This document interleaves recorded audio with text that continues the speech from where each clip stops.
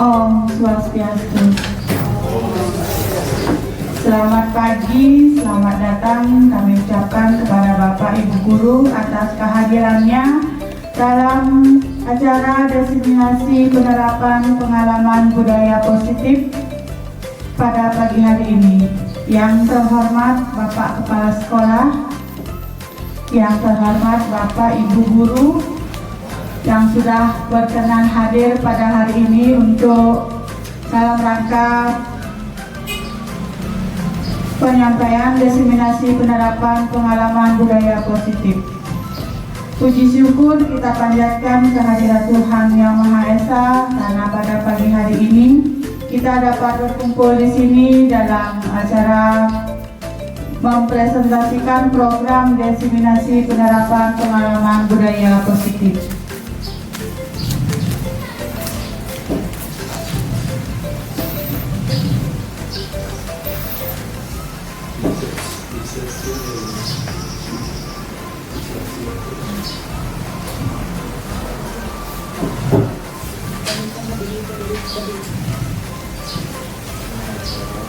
Para hadirin Bapak dan Ibu, kami persilakan untuk berdiri karena kita akan mulai acara yang selanjutnya, yaitu menyanyikan lagu Indonesia Raya.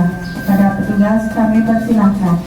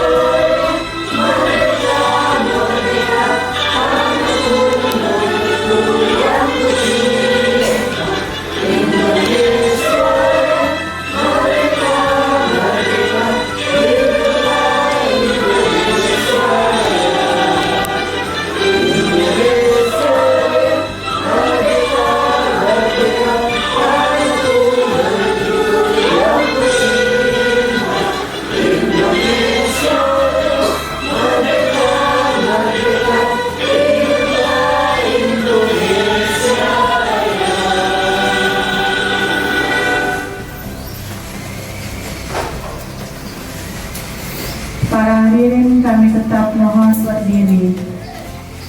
Baiklah, untuk acara selanjutnya yaitu doa. Kita berdoa menurut agama dan kepercayaan masing-masing. Berdoa dimulai. Berdoa selesai. Para hadirin dipersilakan duduk kembali.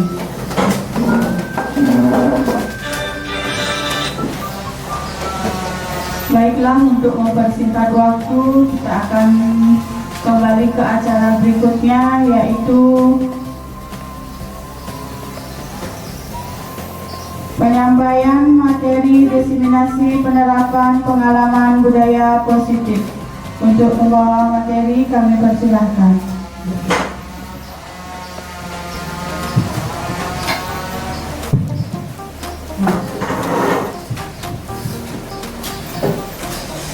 Saya ucapkan terima kasih kepada Ibu Moderator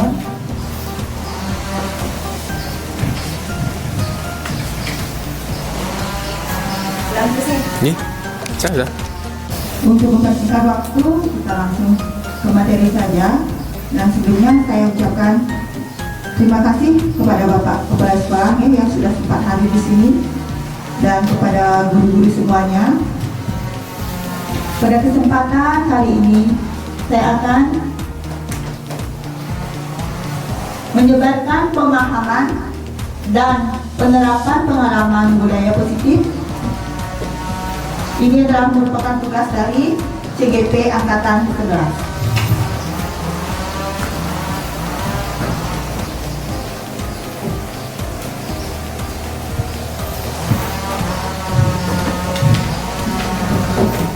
Nah, Bapak atau Ibu guru, apakah Bapak atau Ibu setuju ya dengan yang pertama, pemberian hukuman dapat mendisiplinkan siswa.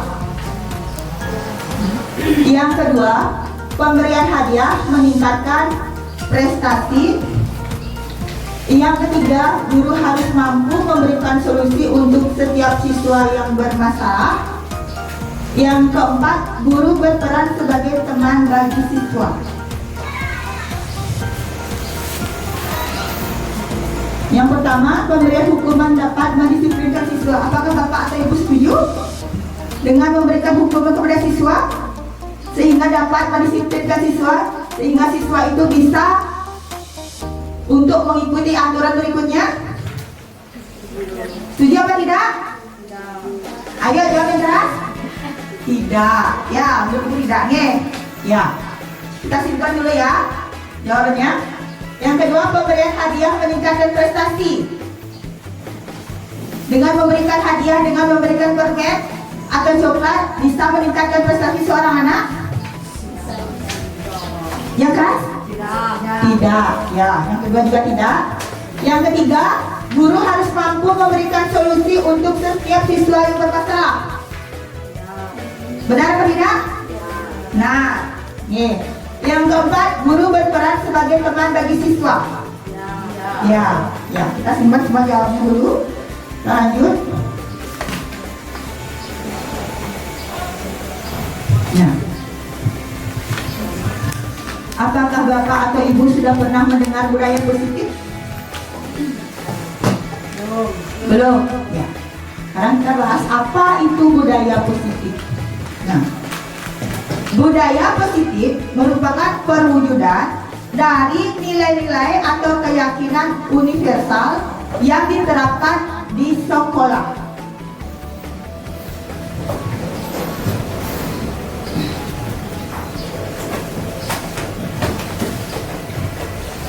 Nah, di mana konsep inti budaya positif ini yaitu ada perubahan paradigma belajar, ya, disiplin positif, nilai-nilai kebajikan, kebutuhan dasar manusia, motivasi perilaku manusia, posisi kontrol guru, keyakinan kelas, dan segitiga restitusi.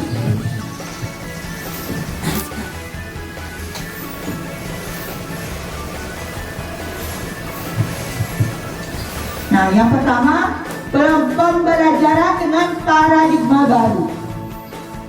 Di mana pembelajaran dengan paradigma baru merupakan pembelajaran yang dirancang berdasarkan prinsip pembelajaran berdiferensiasi sehingga para peserta didik belajar sesuai dengan kebutuhannya berdasarkan tahap perkembangan sesuai teori psikologi modern untuk mewujudkan profil pelajar Pancasila. Nah, mungkin Bapak dan Ibu guru sudah tahu semuanya yang termasuk profil pelajar Pancasila apa saja?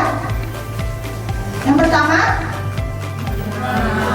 ya, beriman dan bertakwa kepada Tuhan yang Maha Esa dan berakhlak mulia. Dan itu berkebinekaan global. Lagi, bergotong royong, bernalar kritis, ya, mandiri, ya.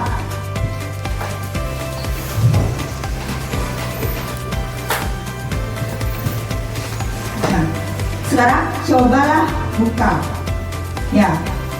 Jika Anda adalah A, tugas Anda, bukan Anda yang B, adalah mencoba dengan cara untuk membuka kepalan tangan Anda. Teman Anda boleh membujuk, menghardik, mengintimidasi, memarahi, menggoda, menggelitik, bahkan menawari Anda uang agar Anda bersedia membuka kepalan tangan Anda. Coba Bu Ian sama Bu Krisna. Bude yang A. Coba ke depan ya, coba ke depan dulu ya. Uang saya kasih nanti ya. Mantap tuh mau. Ya, Bude Krisna yang A. Mengepalkan tangan. Saya yang berusaha. Ya, yang B yang berusaha membuka. Coba. Bu Detis, coba buka tanganmu, coba buka. Bisa buka, Bu. Ada apa di dalamnya? Ini punya saya ini. Gak boleh dikasih sama ibu. Tukar semua uang, tukar. Terlalu sedikit, Bu. Gak ada yang lebih gede. Nanti gedenya. Gak bisa. Dengan penawaran segitu gak bisa. Bagaimana yang salahnya? Coba lihat aja dulu lihat. Iya.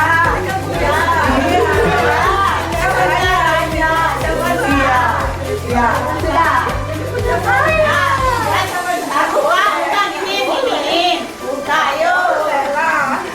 Ya, bagaimana?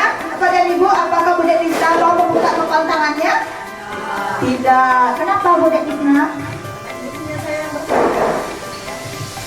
Karena apa yang ada di genggaman saya itu berharga untuk saya, jadi saya tidak bisa memberikan ke sembarang orang. Iya, betul sekali perkataan Bude Krisna. Yang tepuk tangan untuk Bude Krisna dan Bu Yage. Ya, kita itu tidak akan membuka tangan itu ya, karena itu merupakan benda yang sangat berharga. Yang kita pegang ini adalah benda yang berharga. Kita tidak sembarang mau bukanya. Nah, seperti itu ya. Selanjutnya, nah, kita sendiri yang memegang kontrol atas kepalan tangan kita. Nah, jadi Bude Krisna itu yang memegang kontrolnya. Nah, apakah kita membuka atau menutup kepala tangan kita? Itu bergantung pada diri kita masing-masing, sesuai dengan kebutuhan dasar kita saat itu.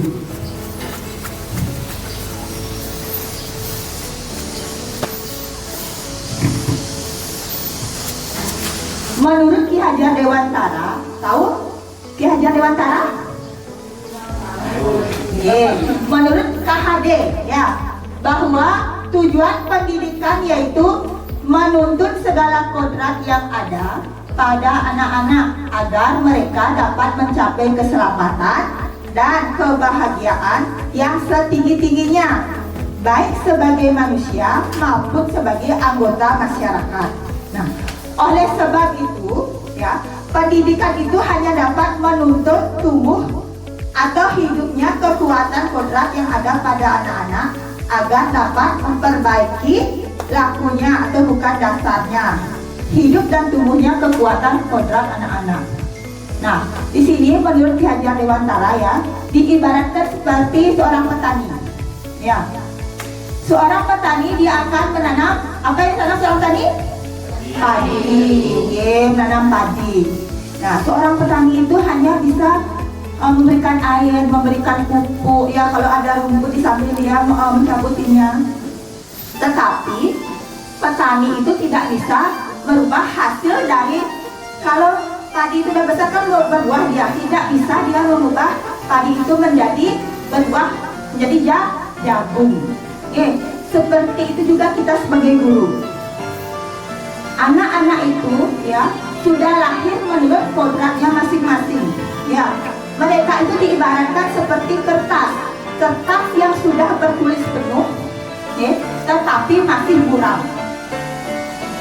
Kertas yang sudah bertulis penuh, ya, tapi masih buram, tulisnya buram. Dan kita seorang guru, ya, menyebarkan tulisan itu. Ya, jadi kita seorang guru hanya bisa mengarahkan, menuntun anak itu. Tapi untuk selanjutnya anaklah yang akan membawa dirinya masing-masing. Gimana nasibnya kedepannya dia yang akan membawa dirinya. Kita tuh hanya bisa menuntun. Ya, hanya bisa mengarahkan saja. Seperti itu.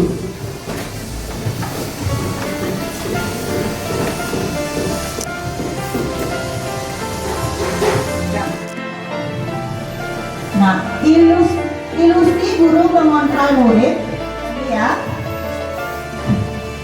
Ilusi bahwa semua penguatan positif efektif dan bermanfaat. Yang di sini ilusi bahwa kritik dan membuat rasa bersalah mampu menguatkan karakter.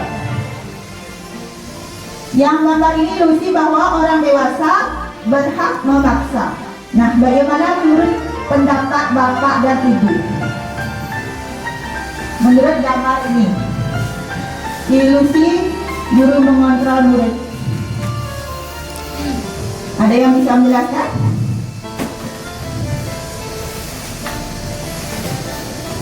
Ya, kita lanjut dulu ya. Nah, yang pertama, ilusi guru dapat mengontrol murid. Di sini kita melihat kenyataannya.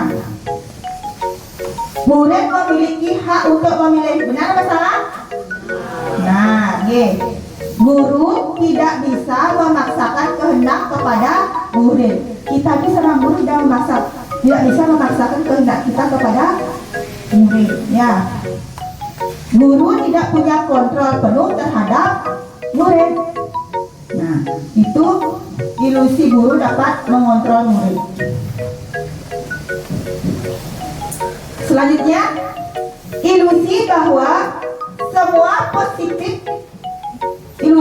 semua penguatan positif efektif dan bermanfaat. Kenyataannya bagaimana? Bujukan adalah satu bentuk kontrol. Murid mempunyai hak untuk menolak bujukan kita. Murid bisa tergantung pada pendapat dan bujukan kita.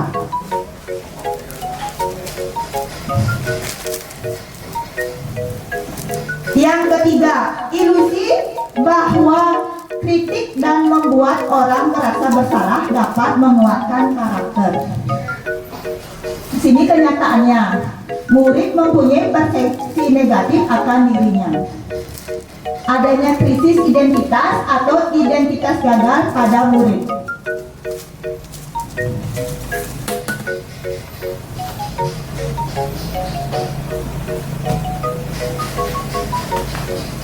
Yang keempat, ilusi bahwa orang dewasa memiliki hak untuk memaksa. Kenyataannya, perilaku memaksa tidak akan efektif pada jangka waktu yang lama. Murid dapat memberontak sewaktu-waktu. Benar atau tidak? Benar kan? Kalau kita paksakan sesuatu, pasti dia itu kalau tidak kuat dia akan memberontak. Nah, itu memaksakan kehendak hanya akan menyebabkan permusuhan antara murid dan guru. Kalau kita memaksakan kehendak kita kepada siswa, ya mungkin siswa itu akan benci, benci, sehingga terjadi permusuhan antara murid dan guru.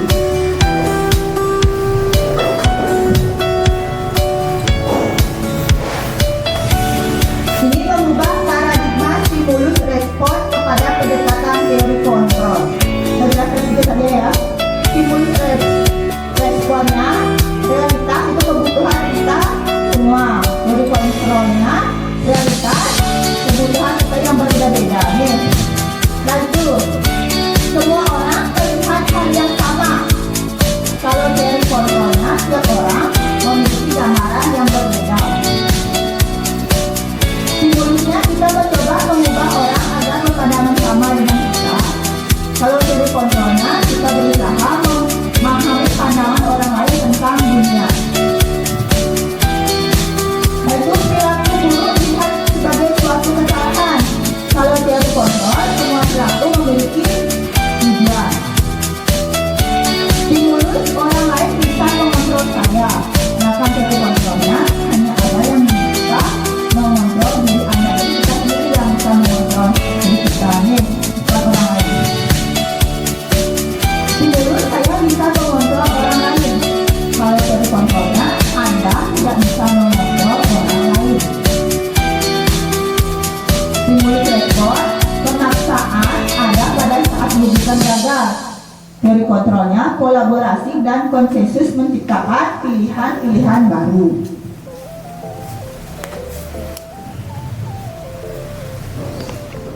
Jadi menjadi sesuatu yang patut terhadap aturan atau tata tertib. Yeah. Terima kasih kepada Bapak Kepala Sekolah.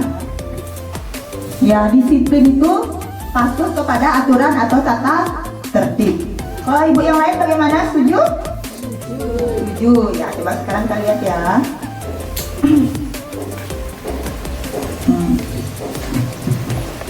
Nah, sekarang disiplin positif. Ya, disiplin berasal dari kata disiplin, yang artinya belajar. Disiplin mengacu pada disiplin diri yang memiliki tanggung jawab terhadap apa yang dilakukannya berdasarkan nilai-nilai yang diyakini. Ya, nah itu disiplin positif merupakan salah satu cara penerapan disiplin yang bertujuan untuk menumbuhkan kesadaran serta memberdayakan peserta didik tanpa imbalan atau penghargaannya, reward, ancaman ataupun hukuman. Itu merupakan cara penerapan dari disiplin positif. Yaitu sebagai pendidik. Nah, sebagai pendidik tujuannya kita itu untuk menerapkan disiplin itu apa? Untuk menciptakan peserta didik yang memiliki disiplin diri sehingga mereka berperilaku mengacu kepada nilai-nilai kebajikan universal dan memiliki motivasi intrinsik dalam perubahan ke arah yang lebih baik. Nah, di sini kita itu menerapkan disiplin kepada siswa itu tujuannya yang di bawah ini. Selanjutnya,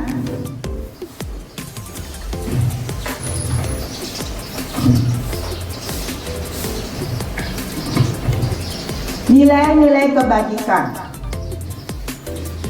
Nilai yang disepakati bersama lepas dari suku bangsa, agama, bahasa maupun latar belakangnya. Nah, di sini profil pelajar Pancasila yaitu memiliki nilai kebajikan beriman dan bertakwa pada Tuhan Yang Maha Esa dan berakhlak mulia, berkebinekaan global, gotong royong, mandiri, kreatif, dan bernalar kritis. Kalau IPO Primary Years Program yaitu ada toleransi, rasa hormat, integritas, mandiri, menghargai, antusias, empati, keingintahuan, kreativitas, kerjasama, percaya diri, dan komitmen.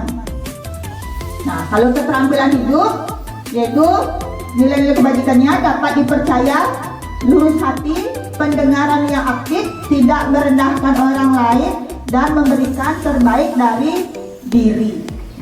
Itu nilai-nilai kebajikan.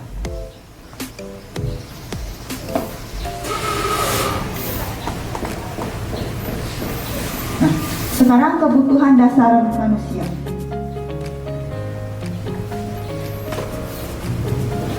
Kita sebagai manusia memiliki kebutuhan dasar. Coba apa saja yang Ibu ketahui? Kebutuhan apa saja yang kita perlukan? Ya, makan, minum, lagi istirahat. Bu Rai? Tidur. Bu Depi? Kasih hati bisa itu. Benar. Kasih ya. Ibu? Jalan-jalan. Ya. Kasih sayang. Ya. Benar itu. Nah, sekarang kita apa itu kebutuhan dasar ya? Kebutuhan dasar manusia adalah segala sesuatu yang kita lakukan untuk mendapatkan apa yang kita inginkan. Ya. Nah, seluruh tindakan yang kita lakukan memiliki tujuan tertentu dan semua usaha terbaik yang kita lakukan adalah dalam rangka agar kebutuhan dasar kita terpenuhi dengan baik. Ya, seperti yang tadi Ibu Devi bilang, kebutuhan kasih sayang, cinta, betul sekali itu. Tiap manusia memerlukan kasih sayangnya.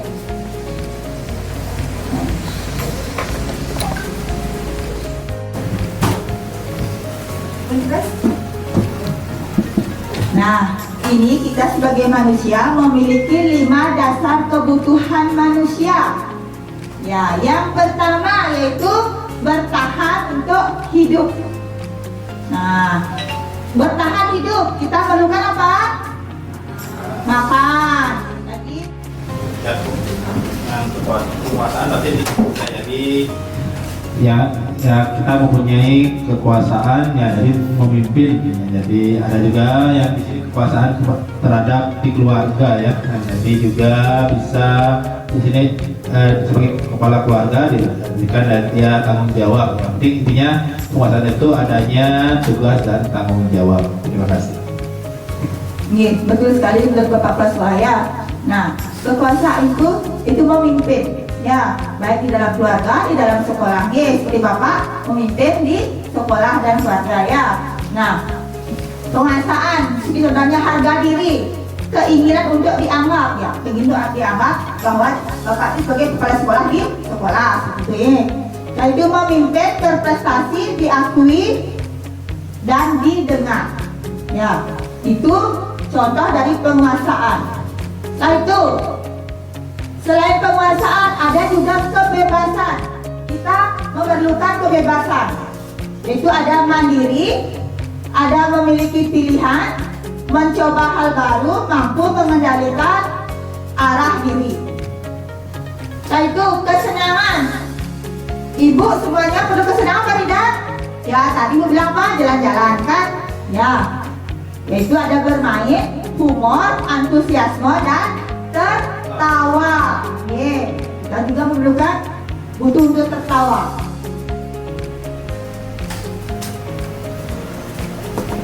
Nah, sekarang kita berbicara tentang motivasi perilaku manusia. Nah, yaitu kita itu menghindari ketidaknyamanan atau hukuman,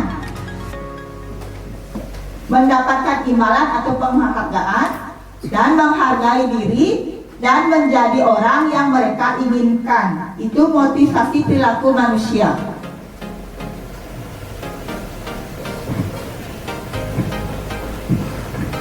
Nah, ada hukuman, konsekuensi, restitusi.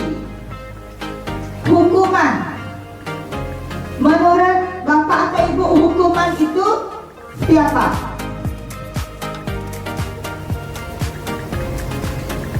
Hukuman itu tidak terencana, ya, munculnya tiba-tiba.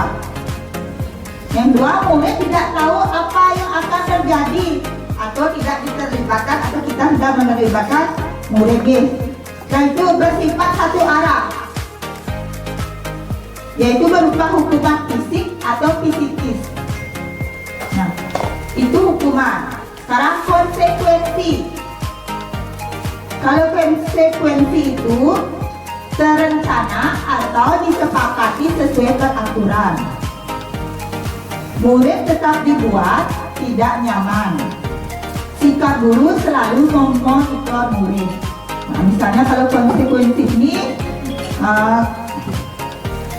misalnya si A datang terlambat, ya, lalu kita berikan misalnya suruh diam di luar. Itu konsekuensinya. Jadi sebelum kita membuat keputusan, kita sudah mengadakan kesepakatan terlebih dahulu kepada para siswa bagi yang terlambat. Jadi kalau dia terlambat, dia harus menerima konsekuensinya. Itu harus berdiri di depan kelas misalnya, ya, nanti ada penjelasannya lagi. Sekarang restitusi.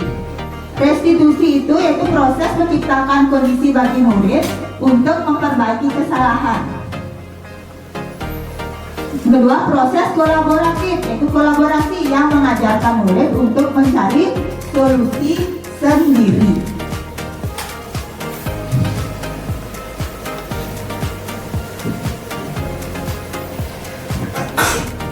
Kita sebagai guru memiliki 5 posisi kontrol. Kita sebagai guru memiliki 5 posisi kontrol. Yang pertama yaitu sebagai penghukum. Kedua, pembuat merasa bersalah. Yaitu yang ketiga kita sebagai teman, yang keempat sebagai pemantau, yang kelima sebagai manajer. Itu posisi kontrol guru ada 5.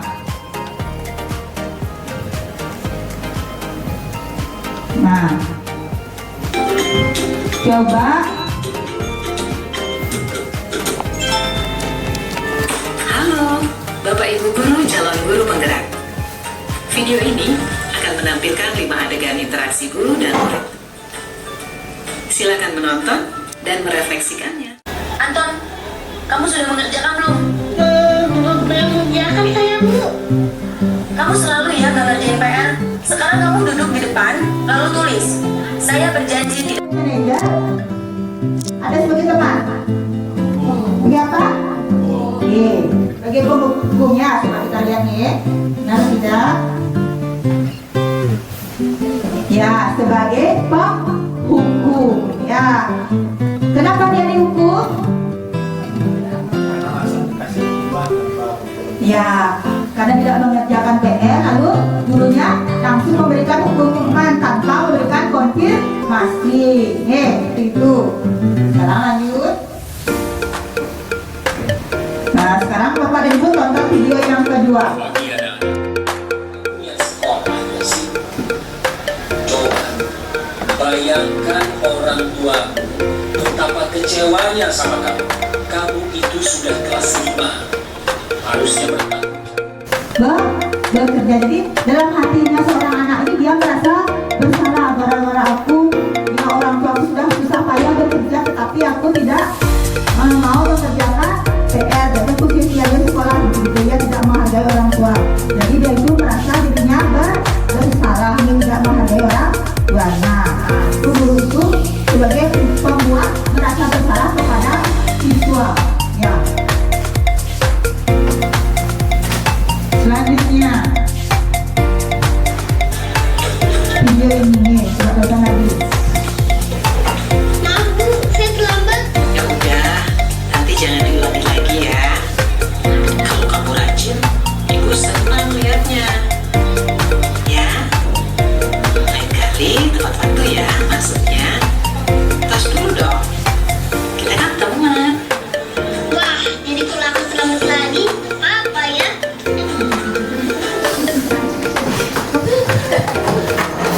Nah, kalau ini sebagai teman, ya guru ini tidak memarahinya. Bagaimana perasaan anak itu? Senang apa ketakutan? Senang, ya.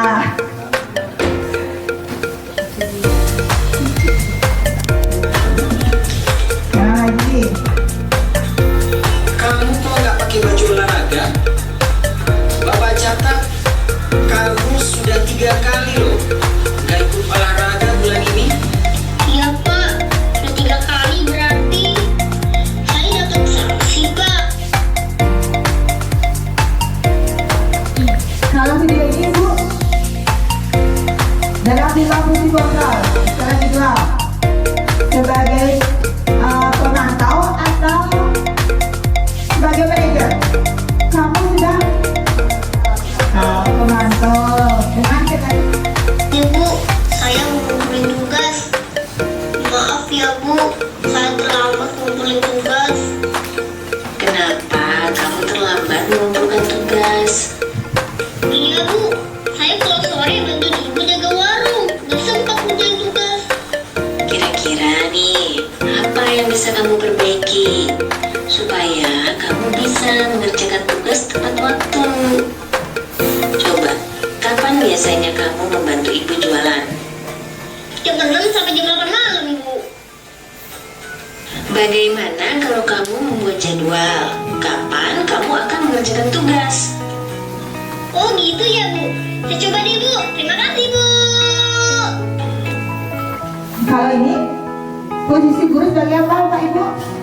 Manajer, ya, di mana guru itu mengarahkan dan memberikan, coba untuk memberikan solusi dari permasalahannya, ya. Begitu ya. Bapak dan Ibu sudah tahu kalau peran guru itu sebagai penghukum, ya, sebagai penghukum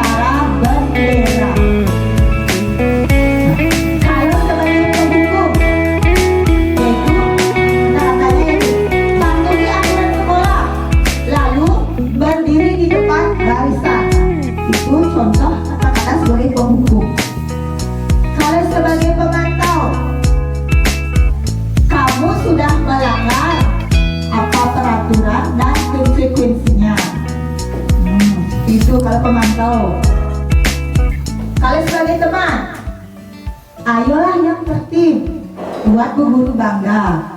Kali ini tidak apa-apa kamu salah. Itu kata-katanya ya. Kali ini tidak apa-apa kamu salah. Kalian sebagai pembuat rasa bersalah. Berapa kali Bu Guru harus memberitahu kamu? Bu Guru kecewa sama kamu. Jadi murid itu merasa bersalah ya karena Bu Gurunya kecewa. Ya, itu. Sebagai manajer, apakah kamu tahu kesalahanmu? Kira-kira bagaimana kamu akan memperbaiki kesalahan ini? Nah, itu sebagai manajer. Selanjutnya,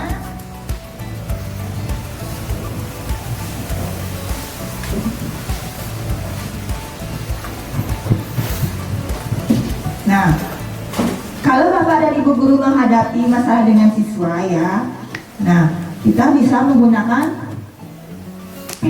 contohnya perkataan ini. Kalau sebagai pembuat merasa bersalah, saya kecewa sekali dengan kamu. Kalau sebagai penghukum, kamu tidak pernah benar melakukannya. Sebagai teman, ayolah lakukan demi ibu bapak. Kalau pemantau, apakah kamu mau mendapatkan stiker bintang hari ini? Kalau manajer, bagaimana kamu bisa menyelesaikan masalah ini? Kalau di antara ini, kayaknya anak-anak itu lebih senang kalau kita menggunakan yang mana, Bapak Ibu? Sebagai temannya, sebagai teman. Kalau manajer juga bagus, pemantau.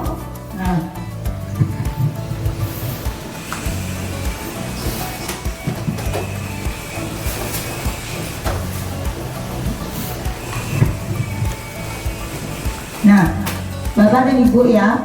Nah, kita sebagai guru ya, yang kali itu kita dapat memecahkan masalah itu dengan menggunakan pendekatan atau menggunakan evaluasi kontrol itu. Nah, sekarang kita keyakinan kelas. Sudahkah Bapak dan Ibu membuat keyakinan kelas di kelas masing-masing? Sudahkah belum? Belum. Ya.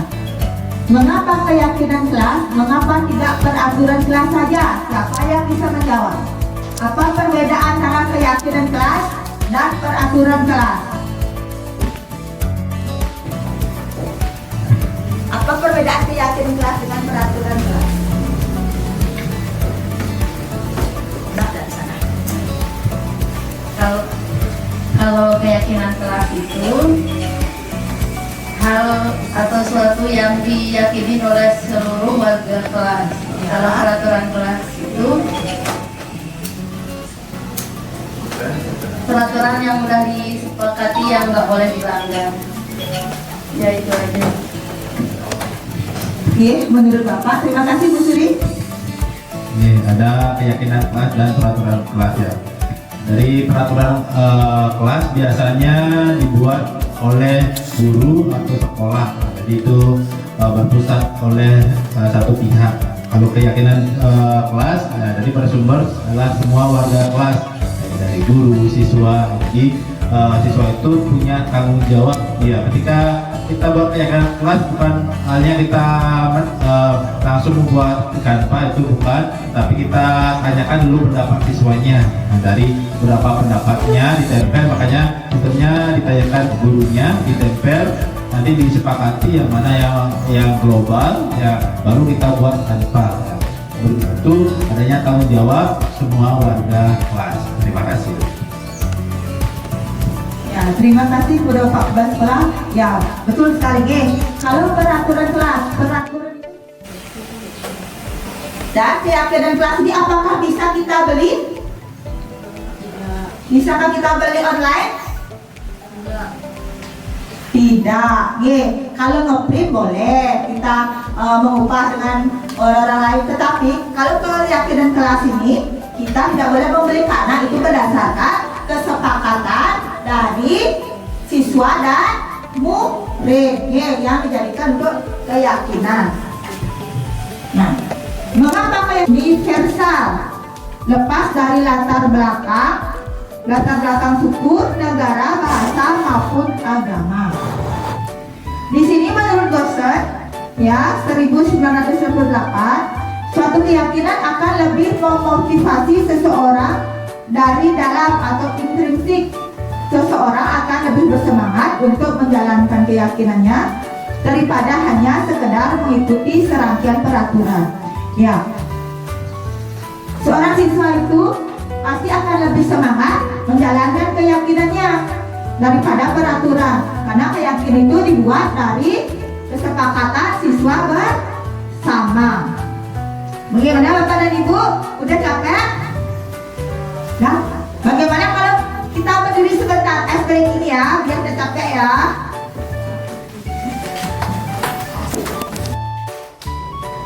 Tepuk siap. Pagi, siang, malam.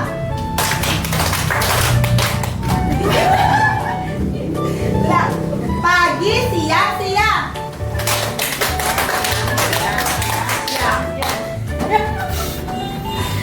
Siang, malam, sore. Malam, sore. Lagi? Siang, sore, malam. Ya, gerak, gerak. Iya. Lagi sekali ya. Siang, pagi, sore. Ya, dan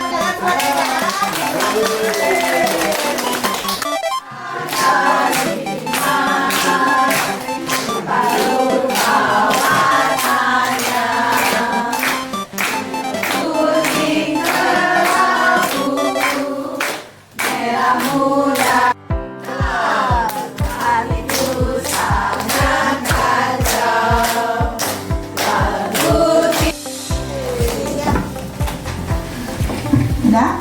Masih ngantuk? Udah Bang? Semua warga kelas hendaknya ikut berkontribusi dalam pembuatan keyakinan kelas. Nah, yang di sini dibuat dalam bentuk positif. Dalam keyakinan kelas itu kita tidak boleh menggunakan kata-kata yang negatif. Misalnya, tidak boleh membuang sampah sembarangan. Kita harus merubahnya menjadi kalimat positif, yaitu dengan cara membuang sampah pada tempatnya, tempat sampah.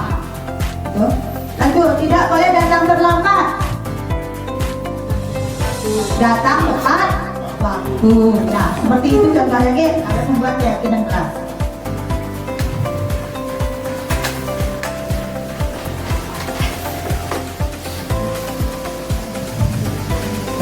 Selanjutnya. Nah, kita sedang membuat kesepakatan kelas. Ada komitmen, tanggung jawab, saling menghargai, jujur. Kalau komitmen, lihat Ibu komitmen. Komitmen, misalnya apa? Komitmen itu membuat komitmen. Perjanjian, nah misalnya tadi kalau terlambat, gimana? Berdiri di depan kelas, itu sudah kesepakatannya, sepakat kita semuanya.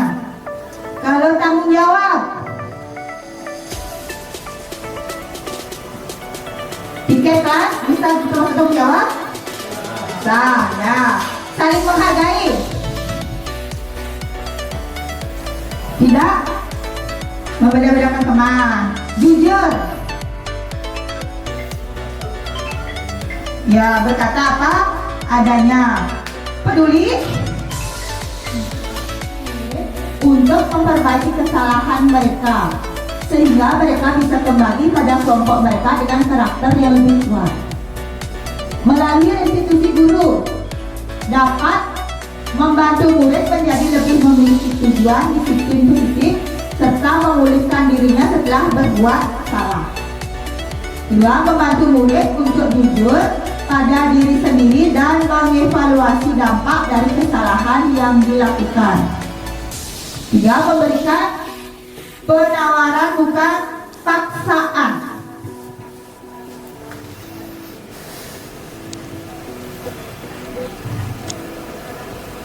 Nah, segitiga restitusi ini, ya ini maksudnya itulah. Yang pertama ada menstabilitaskan identitas. Nah itu validasi tindakan yang salah dan menanyakan keyakinan. Kalau menanyakan keyakinan, nilai apa yang telah kita sepakati, kamu ingin menjadi orang yang seperti apa, itu banyak. Kalau menstabilkan identitas, setiap orang pasti pernah melakukan kesalahan. Kamu bukan satu-satunya yang pernah melakukan ini. Kalau validasi tindakan yang salah, kamu tentu punya alasan mengapa melakukan itu. Adakah cara yang lebih efektif untuk mendapatkan apa yang kamu butuhkan? Nah, seperti itu bayangan tentang segitiga restitusinya dalam memecahkan suatu masalah.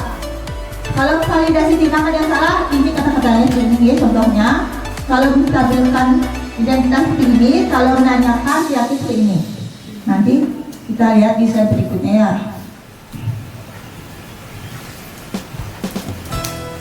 Nah, ini ada tahapan segitiga restitusi. Yang pertama, menstabilkan identitas. Kalau misalnya siswa itu berbuat kesalahan atau berbuat sesuatu bermasalah, nah, kalau menstabilkan identitas ini, berbuat salah itu tidak apa-apa. Tidak ada manusia yang sempurna. Saya juga pernah melakukan kesalahan seperti itu. Kita bisa menyelesaikan ini. Bapak atau ibu tidak tertarik mencari siapa yang salah melakukan hal itu. Kamu patut bangga pada dirimu sendiri karena kamu telah melindungi sesuatu yang penting buatmu. Nah, itu kalau validasi tindakan yang salah. Nah, itu menanyakan keyakinan. Setelah kita menstabilkan identitas, yang kedua validasi masalah. Tahapan yang ketiga kita lakukan yaitu menanyakan keyakinan, yaitu dengan cara apa yang kita percaya sebagai kelas atau keluarga, apa nilai-nilai umum yang kita telah sepakati, apa bayangan kita tentang kelas yang ideal, kamu mau jadi orang yang seperti apa. Nah, itu kalau kita menanyakan keyakinan.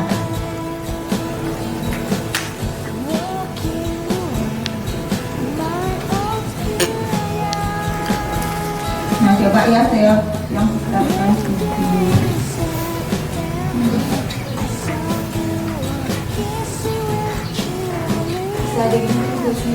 Nih.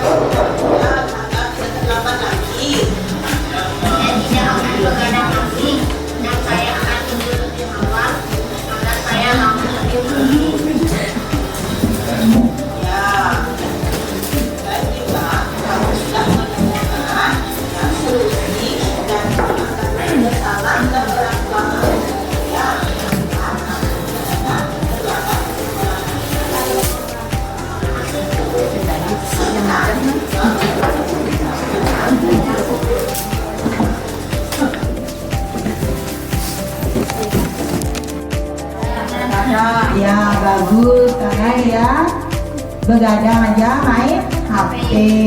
Nah, kalau ibu menghadapi permasalahan seperti itu mudah siswa, ibu bisa menggunakan segitiga restitusi itu ya. Yang pertama dengan menstabilkan identitas. Nih, lalu yang kedua dengan cara validasi masalah, dan yang ketiga dengan cara apa Bapak Ibu? Nanyakan ke keyakinan apa yang sudah ditangan ya, begitunya.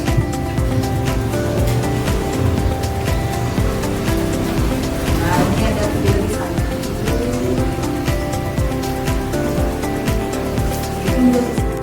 Itu satunya.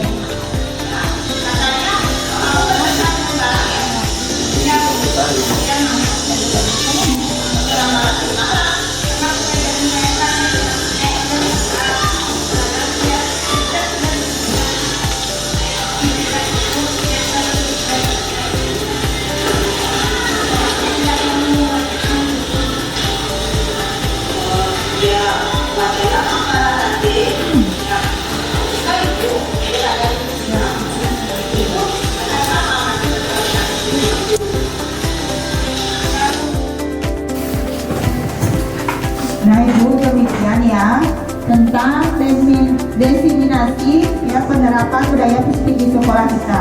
Nah tadi sudah juga ada contoh dari pemecahan masalah menggunakan segitiga restitusi. Nah sekarang refleksi. Coba perasaan saat ini adalah yang kedua, setelah mengikuti materi pengimbas diseminasi pada hari ini, saya dipaham bahwa yang ketiga target saya selanjutnya adalah, ayo satu-satu saja.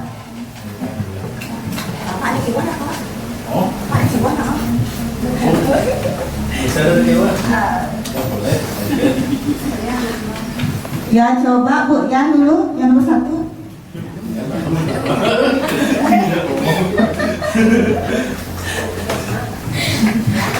Perasaan saya saat ini senang dalam mengikuti seminar ini. Itu aja. Terima kasih Bu Yan, kata Bu Yannya senang telah mengikuti diseminasi ini. Yang kedua, setelah mengikuti materi pengimasan atau diseminasi pada hari ini, saya jadi paham bahwa Bapak ini dari atas nih, kalau tiang biasanya dari atas. Nah, jadi perasaan saya ya jadi luar biasa. Nah, jadi di sini adalah bagaimana kita seorang budaya ini seorang calon guru penggerak. Nah, jadi mengimbaskan ilmu guru penggeraknya ke teman-teman, bukan pintar sendiri. Jadi sangat bagus sekali untuk pengimbasan. Setelah mengikuti materi pengimbasan di seminasi hari ini, saya paham bahwa jadi di sana sudah kita belajar tentang budaya positif, posisi guru, gimana kita menghadapi permasalahan terhadap anak. Nah, dari yang di sana sudah kita dikasih alternatif pemecahan masalah, bukan hanya kita menghukum, kita juga ada juga sana ada manajer, ada juga segitiga restitusi.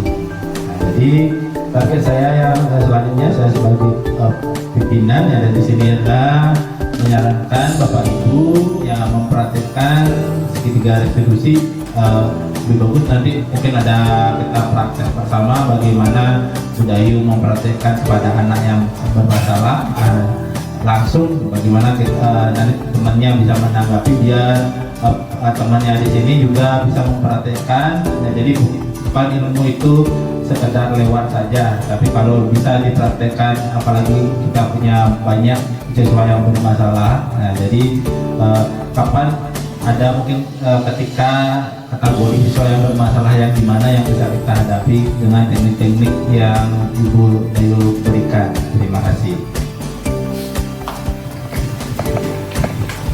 terima kasih saya ucapkan kepada Bapak Blas Ulang ya, sudah bagus sekali tentang refleksi hari ini ya. Dan juga benar, kita dalam memecahkan masalah itu kita tidak boleh langsung memberikan hukuman ya, menghukum ya. Kita itu harus ya melakukan mendekati itu dengan cara sebagai apa? Manajer ya, sebagai teman. Ya, kalau kita sebagai penghukum, jadi membuat anak itu mentalnya bagaimana Bapak Ibu? Down, ya mentalnya down, ya. Jadi anak-anak itu menjadi merasa takut ya, dan juga bisa memiliki rasa dendam kepada gurunya. Dalam mencapai masalah lebih baik kita itu mendekati dia dengan posisi kontrol sebagai seorang teman, guru ataupun pemantau, ya, seperti itu ya. Nah, terima kasih Bapak, dan untuk selanjutnya mudah-mudahan nanti ya, kalau ada permasalahan nanti kita bersama-sama ya memecahkannya dengan menggunakan segitiga restitusi ya. Dan untuk kegiatan hari ini ya sudah cukup, dan terima kasih atas Bapak dan Ibu guru semuanya atas waktunya yang sudah bersedia hadir di sini untuk mengikuti diseminasi penerapan budaya positif di sekolah di SD Negeri Cepaka. Dan akhir kata ya saya tutup dengan Parama Santi. Om Santi Santi Santi Om.